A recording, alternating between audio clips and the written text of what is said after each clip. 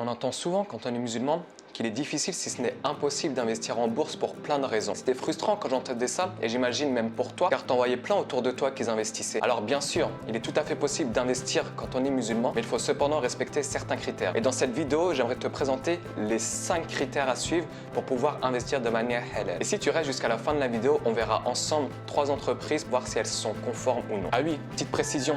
Quand je parle d'investissement, je parle d'investissement dans des actions long terme. Tout ce qui est CFD, Forex ou encore investissement immobilier ou dans des startups sont le sujet d'autres vidéos. Alors n'hésite pas, abonne-toi.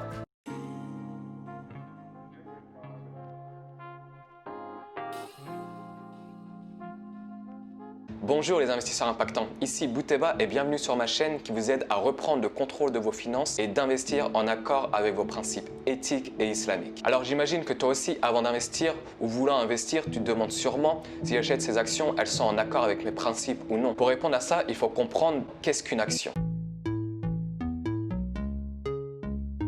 Une action ne représente qu'un titre de propriété dans une entreprise qui nous offre des droits dont la possibilité d'en tirer un rendement sous 2 formes.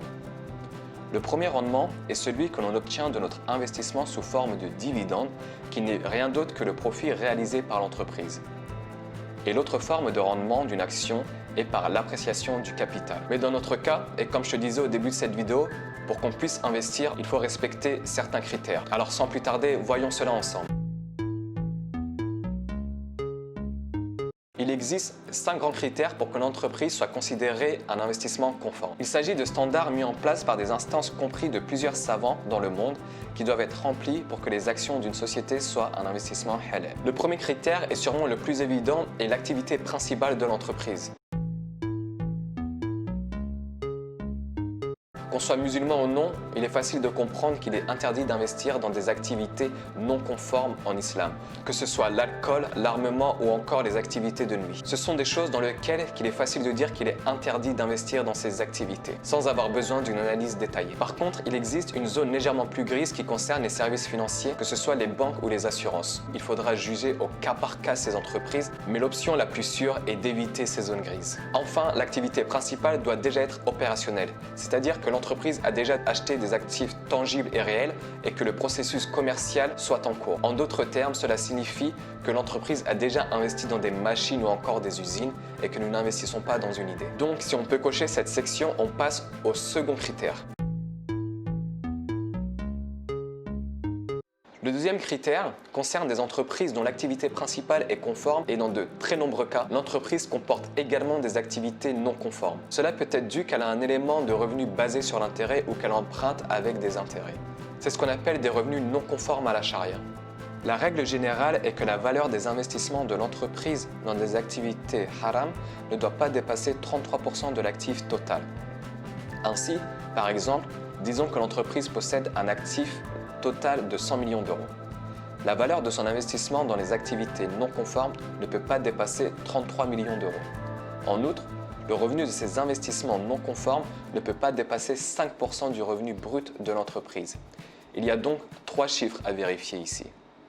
Le premier, les revenus des investissements non conformes à la charia. Le second, le total des actifs. Et enfin, les revenus bruts.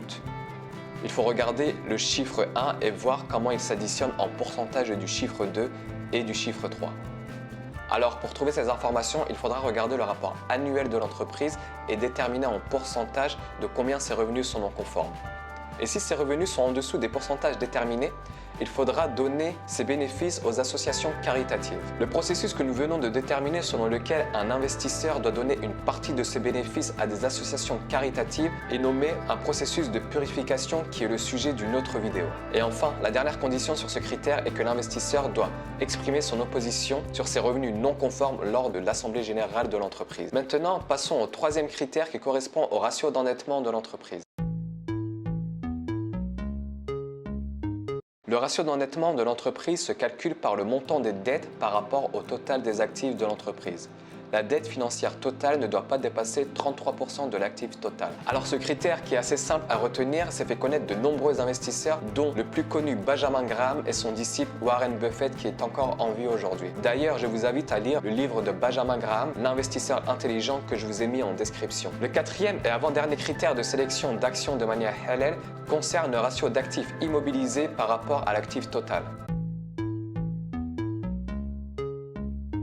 Alors tout actif qui ne peut être rapidement converti en cash est dit illiquide. Les actions d'une société ne sont négociables que si la société possède certains actifs non liquides. Si tous les actifs d'une société sont sous forme liquide, c'est-à-dire sous forme d'argent, ils ne peuvent être achetés ou vendus qu'à leur valeur nominale. Car dans ce cas, d'un point de vue islamique, l'action ne représente que de l'argent et l'argent ne peut être négocié qu'à sa valeur nominale. Les actifs illiquides se trouvent généralement dans le bilan des comptes et comprennent des éléments tels que le fonds de commerce, les immobilisations corporelles, les actifs incorporels et en gros tout ce qui, selon vous, correspond à la définition d'un actif illiquide qui est un actif qu'on ne peut pas vendre rapidement. Pour obtenir le pourcentage, il suffit d'additionner les chiffres des actifs illiquides, de les diviser par le total des actifs et de les multiplier par 100. Vous voulez qu'il soit 33% comme statué par une majorité des savants. Enfin, le dernier et cinquième critère concerne le ratio des actifs liquides par rapport à la capitalisation boursière. C'est en vertu de l'un des piliers de la finance islamique qui dit que tout financement doit être adossé à un actif tangible et réel que le ratio actif circulant par rapport à la capitalisation boursière trouve sa justification. Avant de décrire ce critère, permettez-moi d'illustrer ce qui le sous-tend. Tout d'abord, on calcule un actif liquide d'une entreprise par sa trésorerie additionnée à ses créances clients. Pour simplifier les choses, considérons les actifs liquides comme des liquidités. Dans le droit islamique, il n'est pas permis d'échanger de l'argent contre moins ou plus d'argent, comme nous l'avons vu dans le critère numéro 4. Par exemple, il n'est pas permis que j'achète une boîte pour 40 € alors qu'elle contient 60 € à l'intérieur. C'est essentiellement ce qui se passe si la valeur des actifs liquides dépasse la capitalisation boursière d'une société, ou vous finissez par acheter une action qui représente en fait plus d'argent que ce que vous avez effectivement payé pour acheter cette action. Le critère donné par les savants est donc que le total des actifs liquides ne doit pas dépasser 33% de la capitalisation boursière. Maintenant qu'on a vu les 5 critères de sélection, voyons ensemble 3 exemples d'entreprises selon leur catégorie.